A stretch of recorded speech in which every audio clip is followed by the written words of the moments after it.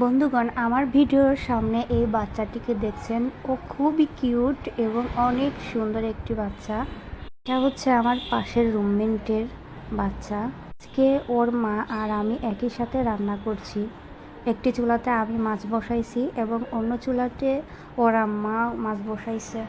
তো যাই হোক বন্ধুগণ, আমি চেষ্টা করি সবার সঙ্গে মিলেমিশে থাকার। তার কারণ হলো মিলেমিশে থাকলে একসঙ্গে অনেক দিন বসবাস করা যায়। আমরা তো আসলে ঢাকাতে আসছি এখানে জীবিকার সন্ধানে, তাই যে কোনো পরিস্থিতিই আমাদেরকে মিলেমিশে মোকাবেলা করে চলতে হয়।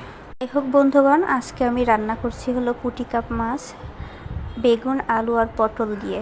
আমার পাশের ওই ভাবিটা রান্না করছে সিম আর আলু দিয়ে পাবদা মাছ।